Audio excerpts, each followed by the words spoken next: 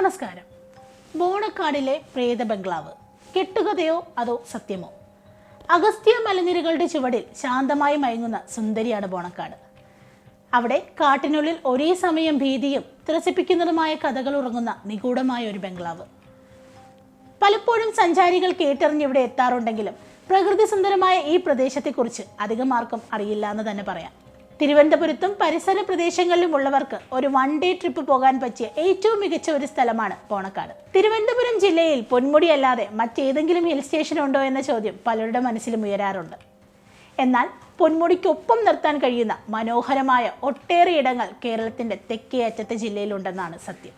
അങ്ങനെ അധികമാരും അറിയാത്ത എന്നാൽ പ്രകൃതി അനുഗ്രഹിച്ചു നൽകിയ ഒരു സ്ഥലമാണ് ബോണക്കാട്. തിരുവനന്തപുരത്ത് നിന്നും 40 കിലോമീറ്റർ അകലെയാണ് ബോണക്കാട്. തേവിയോട് ജംഗ്ഷനോട് എത്തുമ്പോൾ പൊന്മുടി റോഡിൽ നിന്ന് മാറ്റിപ്പിടിച്ചു പോകാം. പൊന്മുടി മെയിൻ റോഡിൽ നിന്ന് 13 കിലോമീറ്റർ ദൂരെയുണ്ട് നമ്മുടെ ബോണക്കാടിലേക്ക്. അഗസ്ത്യ പർവ്വതനിരകളുടെ മനോഹരമായ കാഴ്ചകൾ കണ്ടുകൊണ്ട് ഇടുങ്ങിയ റോഡിലൂടെ യാത്ര വിതുരയിൽ നിന്നാവും തുടങ്ങുന്നത്. 15 കിലോമീറ്ററോളം വരും അവിടെ നിന്ന്. നെടുമങ്ങാട് നിന്നും 2 മണിക്കൂറും ഇടവിട്ട് സ്റ്റേറ്റ് ബസ്സുകളും ഇവിടെ ഓടുന്നുണ്ട്. മുകളിലേക്കുള്ള വഴിയിൽ കാഴ്ചകൾ കാണാനായി ഒരു വാച്ച് ടവർ ഉണ്ട്. മൂടൽ മഞ്ഞില്ലാത്ത ദിവസങ്ങളിൽ ഇവിടെ നിന്ന് നോക്കിയാൽ പേപ്പറ ഡാമും പച്ചപിടിച്ച മലനിരകളും ബോണക്കാട് എസ്റ്റേറ്റുകളും ഫാക്ടറി കെട്ടിടങ്ങളും കാണാം. കിലോമീറ്ററോളം കാട്ടിലൂടെ യാത്ര ചെയ്ത് വേണം ബംഗ്ലാവിലെത്താൻ. ബംഗ്ലാവ് തുടങ്ങുന്നിടത്ത് കാട് വഴിമാറുന്നു. ബംഗ്ലാവിനടുത്ത് നിൽക്കുന്ന ഭീമൻ ക്രിസ്മസ് ട്രീ ദൂരെ നിന്ന് തന്നെ കാണാം. ബംഗ്ലാവിന്റെ സ്ഥാനം മനസ്സിലാക്കാനുള്ള അടയാളമാണ് ഈ മരം. കൂടാതെ തൊട്ടരികിലായി ഒരു ദേവദാരുവും കാറ്റാടി മരവുമുണ്ട്. നൂറ്റാണ്ട് മുൻപേ എത്തിയ വെള്ളക്കാർ ഈ പ്രദേശത്ത് തേയില കൃഷി തുടങ്ങി. 2500 ഏക്കർ സ്ഥലത്ത് കാട് വെട്ടിത്തെളിച്ച് ഇവർ തേയില ചെടികൾ നട്ടു. നാട്ടുകാരായിരുന്നു തൊഴിലാളികൾ. അവർക്ക് താമസിക്കാനായി ലായങ്ങൾ പണിതു. പട്ടണത്തിൽ പോലും വൈദ്യുതി ഇല്ലായിരുന്ന സമയത്ത് ബോണക്കാട് എന്ന ബ്രിട്ടീഷ് നിർമ്മിത ഗ്രാമത്തിൽ എല്ലാ പ്രദേശങ്ങളിലും വൈദ്യുതി ഉണ്ടായിരുന്നു. എന്താണ് ബോണക്കാട് ബംഗ്ലാവിന്റെ കഥ? നമ്മുടെ വെള്ളക്കാരനായ എസ്റ്റേറ്റ് മാനേജർ കുടുംബസമേതം താമസിക്കാനായി 1951 പണിതതാണ് ഇവിടുത്തെ ബംഗ്ലാവ്. പിന്നീട് തൊഴിലാളി സമരത്തെ തുടർന്ന് തോട്ടവും തേയില ഫാക്ടറികളും പിൽക്കാലത്ത് പൂട്ടി. അതോടെ എസ്റ്റേറ്റും രായങ്ങളും എല്ലാം ഉപയോഗശൂന്യമായി നശിച്ചു തുടങ്ങി. സാമൂഹിക വിരുദ്ധർ കൈപ്പണികൾ നിറഞ്ഞ വെറും ഒരു അസ്ഥികൂടം മാത്രമായി മാറിയിരിക്കുകയാണ് ഇപ്പോൾ ബോണക്കാട് ബംഗ്ലാവ്. ആധുനിക രീതിയിൽ നിർമ്മിച്ച ഒരു കെട്ടിടമാണ് ഈ ബംഗ്ലാവ്. വിശാലമായ 4 മുറികൾ, കുളിമുറിയാകട്ടെ ബാട്ടപ്പ് അടക്കമുള്ള ആധുനിക സംവിധാനങ്ങൾ കൊണ്ട് നിർമ്മിച്ചത്.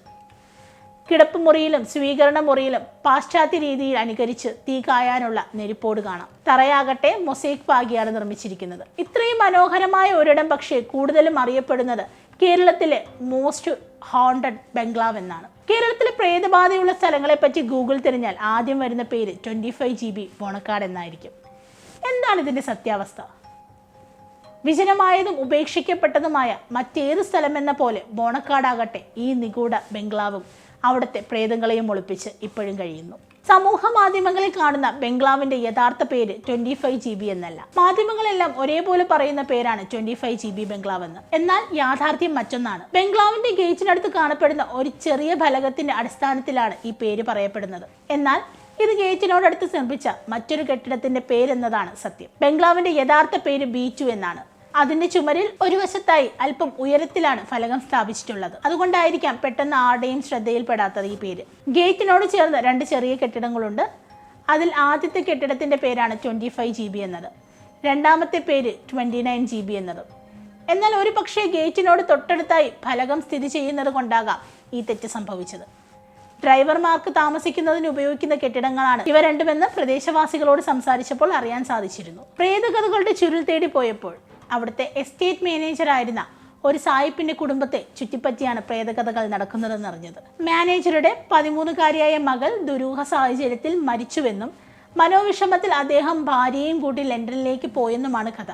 സംഭവത്തിന് ശേഷം നാട്ടുകാർ ചിലർ പെൺകുട്ടിയുടെ പ്രേതത്തെ കണ്ടുവെന്നും ചിലർക്ക് ദുരനുഭവങ്ങൾ ഉണ്ടായെന്നുമാണ് കഥ. ഇതിനിടയിൽ ചില യൂട്യൂബർമാരാകട്ടെ പ്രേതത്തെ നേരിൽ കണ്ട് സംസാരിച്ചുവെന്നും പറയുന്നു. പിന്നീട് അവിടെ താമസിച്ച പലരും ജനൽക്കൽ ഒരു കൊച്ചു പെൺകുട്ടിയെ കണ്ടുവെന്ന് പറയുന്നുണ്ട്. അവളുടെ പൊട്ടിച്ചിരികളും അട്ടഹാസങ്ങളും കേട്ടുവെന്നും പലരും പറയുന്നുണ്ട്. ഇപ്പോഴും ആ പെൺകുട്ടിയുടെ ആത്മാവ് ഗതി കിട്ടാതെ അവിടെ അലയുന്നു എന്നതാണ് കഥ. വിറക് പെറുക്കാനായി അവിടെ എത്തിയ ഒരു നാടൻ പെൺകുട്ടിയുടെ ദേഹത്ത് പ്രേതബാധ ഉണ്ടായെന്നും വിറക് വെട്ടാനായി ഇവിടെ എത്തിയ ഒരു നാടൻ പെൺകുട്ടിയുടെ ദേഹത്ത് പ്രേതബാധയുണ്ടെന്നുള്ള മറ്റൊരു കഥയും ഇവിടെ പ്രചരിക്കുന്നുണ്ട്.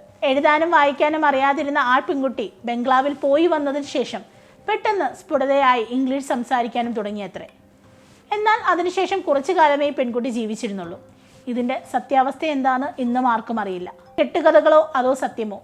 അനേകം കഥകൾ പ്രചരിക്കുന്നുണ്ടെങ്കിലും അവയൊന്നും സത്യമല്ല എന്നാണ് നാട്ടുകാരടക്കമുള്ള ഭൂരിപക്ഷം പേരും അഭിപ്രായപ്പെടുന്നത്. ഇപ്പോൾ ബംഗ്ലാവ് കാണുമ്പോൾ തന്നെ അറിയാം സാമൂഹിക വിരുദ്ധർ എത്രത്തോളം അഴിഞ്ഞാടിയിട്ടുണ്ടെന്ന്. മറ്റുള്ളവരുടെ ശ്രദ്ധ തിരിക്കാൻ വേണ്ടി ഇവർ തന്നെ പറഞ്ഞു പരത്തിയ കെട്ടുകഥകൾ മാത്രമാണെന്ന് അധികം പേരും പറയുന്നത്. എന്തൊക്കെയിരുന്നാലും ഈ കഥകൾക്ക് പിന്നിലെ സത്യം എന്തെന്ന് ആർക്കും അറിയില്ല. ലോകജാലകത്തിന്റെ എപ്പിസോഡ് ഇവിടെ അവസാനിക്കുകയാണ്. ചുരുളഴിയാത്ത രഹസ്യങ്ങൾക്കായി കാത്തിരിക്കുക ലോകജാലകത്തിന്റെ അടുത്തൊരു എപ്പിസോഡിനായി.